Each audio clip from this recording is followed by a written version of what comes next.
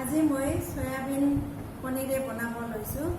এয়া সয়াবিনখিনি মই ভালদৰে সিজাই পেলাই ধুই চাফা কৰি ধুই সেইখিনিত মই অলপ কাশ্মীৰী ৰেড চিলি, ৰং গুড়া আৰু মিঠাতেল সানি লৈছোঁ। এতিয়া এইখিনি বনাবৰ কাৰণে মই লৈছোঁ ইয়াত আলু দুটা, ডাঙৰ আলু সিজাই লৈছোঁ। এনেদৰে এইখিনি সিজাই লৈছোঁ। কণী 4টা লৈছোঁ আৰু কণীকেইটা মই এনেদৰে কাটি দিছোঁ অলপ অলপ কৰি। ইয়াত তেল সোমাবৰ বাবে মই কাটি দিছোঁ। আটাইকেইটা কণী এনেদৰে ইয়াৰ বাবে পিঁয়াজ লাগিব। পিঁয়াজ এটা, আদা নহৰুৰ পেষ্ট, টমেটোৰ পেষ্ট, বিলাহীৰ পেষ্ট, এইটো এটা শুকান জলকীয়া, 2টা কেঁচা জলকীয়া আৰু 1 পেকেট গৰম মছলা লৈছোঁ। নিমখ লাগিব, হালধি পাউডাৰ লাগিব। আহকচোন এইখিনি বনাওঁ মই।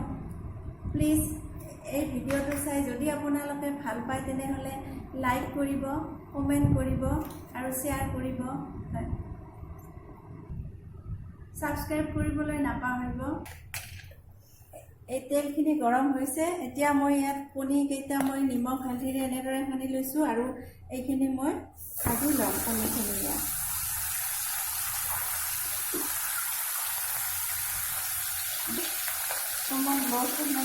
দি দিম। কণীকেইটা ভাজি লোৱা হ'ল। এতিয়া এইখিনি নমাই লৈছোঁ। এইবাৰ এইখিনি তেলতে মই আলুখিনি ভাজি ল'ম। আলুখিনি ভাজি ল'ম। ইয়াত হালধি পাউডাৰ দি দিছোঁ।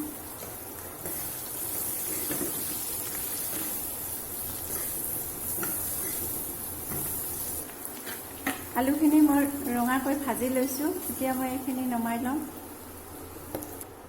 এই কেৰাহীখনতে মই তেল দি লৈছোঁ অলপ।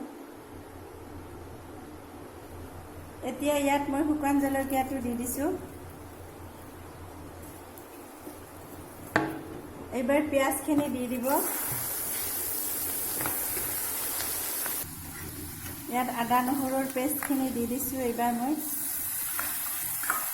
এনেদৰে আদা নহৰুৰ চেণ্টটো যাবলৈ অলপ মই ভাজি আছোঁ।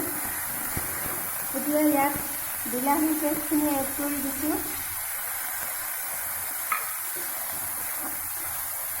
এনেদৰে মই 2-3 মিনিট সময় ভাজি থাকিম।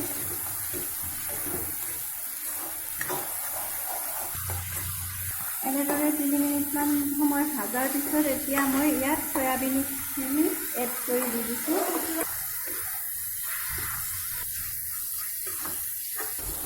এইখিনিত মই এতিয়া অলপ গৰম মছলা দি লওঁ। এনেদৰে মই 1 মিনিটমান সময় ভাজি ল'লোঁ। এতিয়া ইয়াত মই অলপ গৰম পানী এড কৰি দিম। গৰম পানী দিয়াৰ আগতে মই আলুখিনি দি দিম। এতিয়া গৰম পানীখিনি এড কৰি দিম।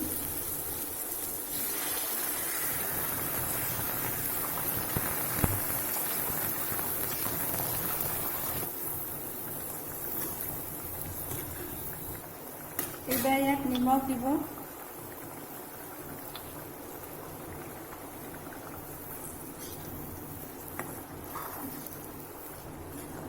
4 মিনিটমান মই উতলিব দিছোঁ। এতিয়া ইয়াত কণীকেইটা দি দিছোঁ। অলপ সময় উতলিলে এইখিনি হৈয়ে যাব। ইয়াত মই কেঁচা জলকীয়া 2টা এড কৰি দিছোঁ। এইখিনি হৈ গ'ল। মই গেছটো অফ কৰি এইখিনি নমাই ল'ম। এইখিনি মই নমাই আনিছোঁ। এইখিনি মই নমাই লৈছোঁ। ইয়াত এতিয়া টমেটো চচ অলপ দি দিছোঁ।